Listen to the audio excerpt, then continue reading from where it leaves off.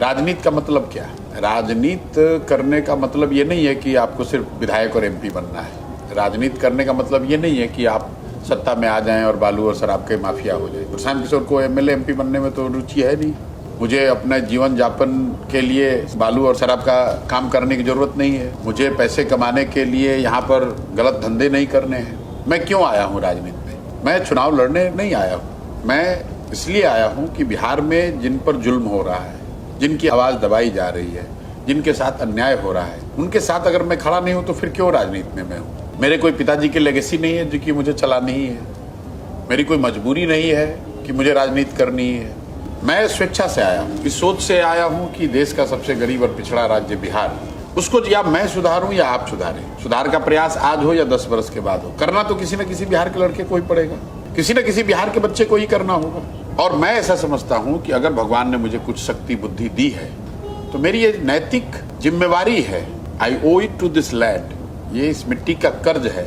अगर मैं नहीं प्रयास करूंगा तो दूसरा कौन प्रयास करेगा? इसलिए आकर प्रयास कर रहे हैं। सफलता मिले न मिले क्या हो, मैं कोई छात्रों के मुद्दे पे थोड़ी ना बिहार में आया हूँ। मैं तो 2.5 बरस से 5000 से ज्यादा गांव में गया हूँ, पैदल गया हूँ, गांव में रहा हूँ, देखा हूँ, लोगों से बात करी है, घर घर गया हूँ। हम तो आंदोलनों में जाते ही नहीं। पिछले 3 बरस में 87 से ज्यादा यहाँ आंदोलन हुए हैं जिस पर सरकार की बर्बरता, उनकी लाठीचार्ज हुआ है।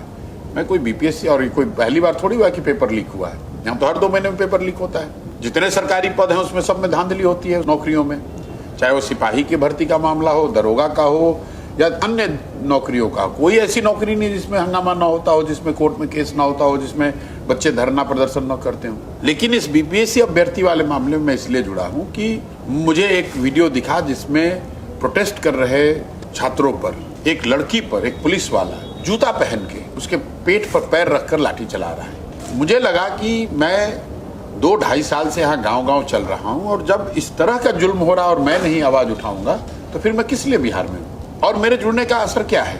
आंदोलन तो बच्चे ही कर रहे हैं, मैं तो बीपीएससी अभ्यर्थी नहीं हूँ। लेकिन हम जैसे लोगों के जुड़ने का असर ये है कि ये मामला अब गर्दनी बाग में सिमटा हुआ नहीं है। ये मामला सिर्फ बीपीएससी अभ्यर्थियों और बीपीएससी का मामला नहीं रह गया, ये बिहार के युवाओं का मामला हो गया। बिहार का हर युवा ये समझ रहा है कि उनके साथ अन्याय हो रहा है, सरकार गलती कर रही है।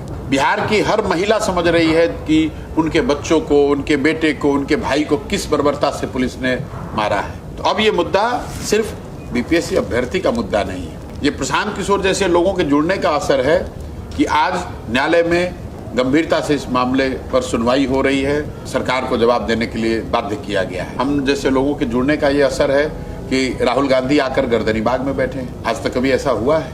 गवर्नर चीफ मिनिस्टर को बाईपास करके बच्चों से मिले हैं। चिराग पासवान जो केंद्र सरकार में मंत्री हैं वो कैमरे पर कह रहे हैं कि बीपीएससी में अनियमितता हुई है, री एग्जाम होना चाहिए। तो ये जो आंदोलित छात्र हैं उन्होंने बीजारोपण करा है और उस आवाज में, उस ताकत में हम लोगों ने अपनी आवाज जोड़ी है जिससे कि समाज में व्यापक मुद्दा ये बने, सरकार पर दबाव बने और लोकतंत्र में ये होना ही चाहिए। अगर मैं अन्याय के खिलाफ आवाज न उठाऊं तो फिर मैं किस लिए राजनीति कर रहा हूं? अगर अन्याय के खिलाफ आवाज उठाना राजनीति है तो राजनीति कर रहे हैं। अगर बच्चों के साथ अन्याय हो रहा है, उनके न्याय के लिए लड़ाई लड़ रहे हैं, वो राजनीति है तो राजनीति कर रहे हैं। हम कोई राजनीति रंगदारी करने के लिए थोड़ी ना करते हैं।